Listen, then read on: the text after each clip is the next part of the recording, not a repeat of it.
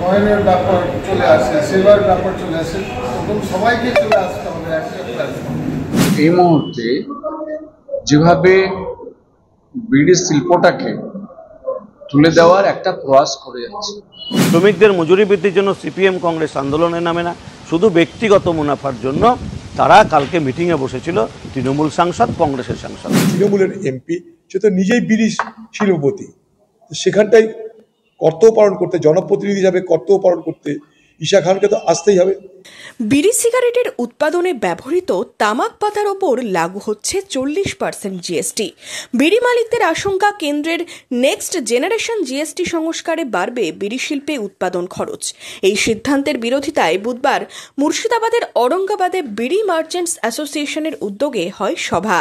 বিধায়করা রাজ্যে, সাংসদরা কেন্দ্রে তাদের অবস্থান, আমাদের এই বিড়ি শ্রমিকদের নিয়ে তাদের অবস্থান পরিষ্কার করবেন। বিড়ি মালিকদের ডাকে এক প্ল্যাটফর্মে দেখা গেল কংগ্রেস, সিপিএম, তৃণমূলকে। সভায় ছিলেন জঙ্গিপুরের তৃণমূল সাংসদ খলিলুর রহমান, ছিলেন মালদা দক্ষিণের কংগ্রেস সাংসদ ঈশা খান চৌধুরীও। অবশ্যই যখন মানুষের নয়নের ব্যাপার চলে আসে, সেবার ব্যাপার চলে আসে, এবং সবাইকে চলে আসতে হবে একটা প্ল্যাটফর্ম। আমি আর আমাদের এমপি সাহেব খলিলুর রহমান, জঙ্গিপুরের এমপি, আমরা এর আগে আমরা বিড়ি নিয়ে ডিসকাস করেছি, আলোচনা করেছি, এবং আমরা সিদ্ধান্ত করেছি আমরা মিলিয়ে এই কাজটা দিল্লিতে যাব। ইন্ডিয়া অ্যালায়েন্স তো আমরা এতে আছি, একটা ইন্ডিয়া অ্যালায়েন্স, এই ইন্ডিয়া অ্যালায়েন্স নিয়ে আমরা যাব। মালদার সাংসদ ঈশা খানকেও আমরা পেয়েছি।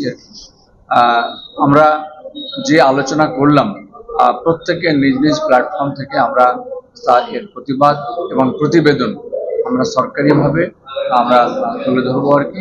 সে বিড়ি শিল্পের শুধু শ্রমিক মজুরির পার্টটা আমাদের রাজ্য সরকারের থাকে, এবং বাকি সমস্ত কন্ট্রোল, মানে তার রেভিনিউ থেকে শুরু করে তার আইনি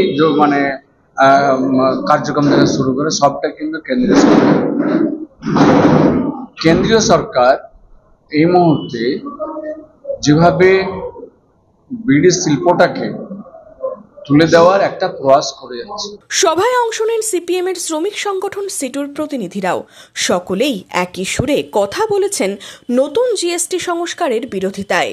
এই বিড়ি শ্রমিক অধ্যুষিত এলাকার যারা এমএলএ এমপি তারা সবকে কাজে নামাতে হবে।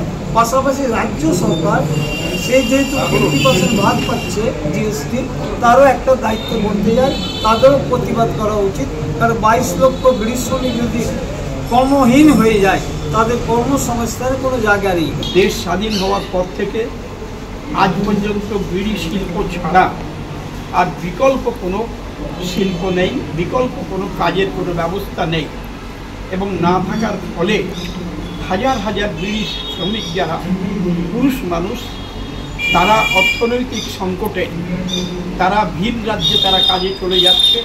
তৃণমূলের সাংসদ, বিধায়করা বৈঠক করলেন কংগ্রেসের সাংসদ, বামেদের শ্রমিক ইউনিয়নের নেতাদের সঙ্গে নিয়ে। একযোগে সাংবাদিক বৈঠক কংগ্রেস ও তৃণমূলের সাংসদদের। এই নিয়েই শুরু হয়েছে রাজনৈতিক তরজা। বিজেপির রাজ্য সম্পাদক, মুর্শিদাবাদের বিধায়ক গৌরীশঙ্কর ঘোষের অভিযোগ, জিএসটি নিয়ে বিড়ি মালিকরা নিজেদের স্বার্থে আন্দোলন করছে। জিএসটি নিয়ে বিড়ি মালিকরা আন্দোলন করছে, তাদের নিজেদের স্বার্থে আন্দোলন করছে। কারণ তারা জানে যে জিএসটি বৃদ্ধি হলে তাদের যে ব্যক্তিগত লাভ, সেই লভ্যাংশের কিছুটা সরকারের কাছে যাবে। সরকার সেই জিএসটি নিয়ে সোশ্যাল ওয়েলফেয়ার ফান্ডেই খরচ করত, শ্রমিক কল্যাণে কাজে লাগবে।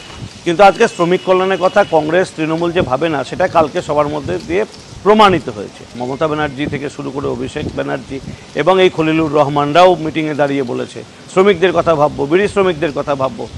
নির্বাচনের আগে 178 টাকা থেকে বাড়িয়ে সেটা 1000 প্রতি বিড়িতে 240 টাকা করবে প্রতিশ্রুতি তারা দিয়েছিল।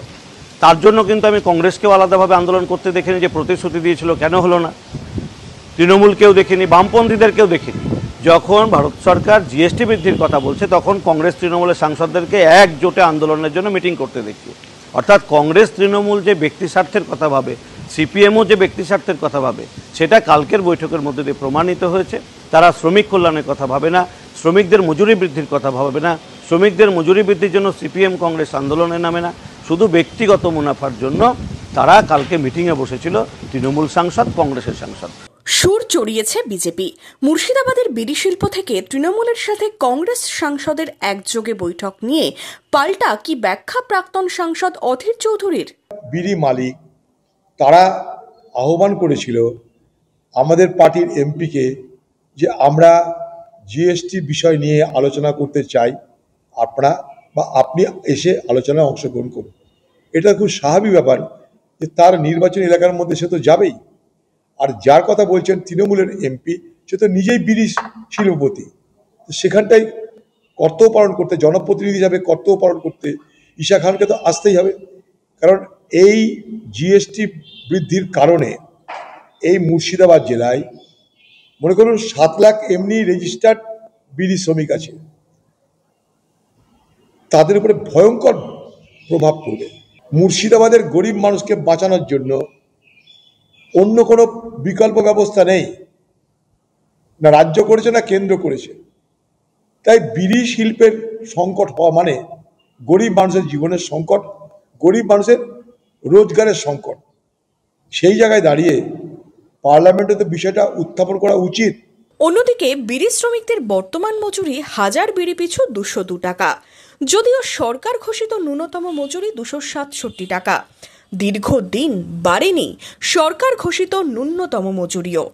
2024-এর সেপ্টেম্বর মাসে শেষবারের মতো বেড়েছে বিড়ি শ্রমিকদের মজুরি। মূল্যবৃদ্ধির আবহে এত কম মজুরিতে সংসার চালানো কঠিন বিড়ি শ্রমিকদের পক্ষে। তার উপর তামাক পাতার উপর লাগু হতে চলা বাড়তি জিএসটি নিয়ে দিশেহারা লাখো লাখো বিড়ি শ্রমিক। Bureau report, Madhyabanga news.